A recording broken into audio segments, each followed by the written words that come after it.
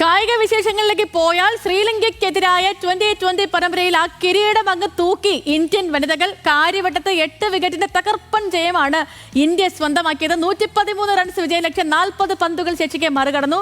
4 wicket എടുത്ത രേണുക സിംഗാണ് കളിയിലെ താരം. ഇന്ത്യൻ വനിതാ ക്രിക്കറ്റ് ടീമിലെ ഹരിയാന ഹാരിക്കൻ ഷഫാലി വർമ്മയുടെ മിന്നൽ ബാറ്റിംഗിൽ ശ്രീലങ്ക തകർന്നടിഞ്ഞു. 42 പന്തിൽ 11 ഫോറും 3 സിക്സും അടക്കം 79 റൺസാണ് ഷഫാലി അടിച്ചുകൂട്ടിയത്. ഓപ്പണർ സ്മൃതി മന്ദാനയും ജമീമ റോഡ്രിഗസും നിരാശപ്പെടുത്തിയെങ്കിലും ഷഫാലി കളി കൈവിട്ടില്ല. 14-ാം ഓവറിൽ ശ്രീലങ്ക ഉയർത്തിയ 113 റൺസ് വിജയലക്ഷ്യം ഇന്ത്യ അനായാസം മറികടന്നു.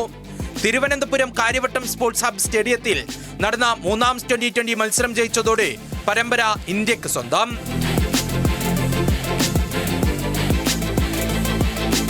തുടർച്ചയായി 3-ാം തവണയും ടോസ് നേടിയ ക്യാപ്റ്റൻ ഹർമൻപ്രീത് കൗർ രണ്ടാമതൊന്ന് ആലോചിക്കാതെയാണ് ശ്രീലങ്കയെ ബാറ്റിംഗിന് അയച്ചത്.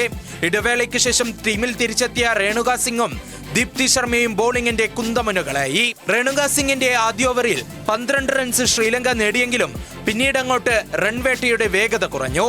2-ാം ഓവറിൽ 2 വിക്കറ്റ് നേടിയ രേണുക സിംഗ് ആകെ മൊത്തം 4 വിക്കറ്റ് നേടിയതോടെ കളിയിലെ താരമായി മാറി. അതേസമയം 3 വിക്കറ്റ് നേടിയ ദീപ്തി ശർമ്മ 151 വിക്കറ്റുകൾ നേടി 2020-ൽ ഏറ്റവും കൂടുതൽ വിക്കറ്റ് നേടുന്ന താരമെന്ന പദവിയിൽ ഓസ്ട്രേലിയയുടെ മേഗൻ സ്കൗട്ടിനൊപ്പം എത്തി.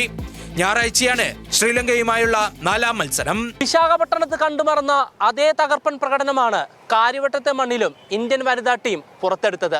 ഷഫാലി വർമ്മയുടെ കരുത്തുറ്റ ബാറ്റിംഗ് പ്രകടനവും ദീപ്തി ശർമ്മയുടെയും രേണുക സിംഗിന്റെയും തിരിച്ചുവരവും ആ വിജയത്തിന്റെ മാറ്റുകൂട്ടി. കാര്യവട്ടത്തു നിന്നും ക്യാമറമാൻ ഷിബു ചേടിച്ചേരിക്കൊപ്പം ഹാൻസ് ജോൺ, ന്യൂസ് മലയാളം.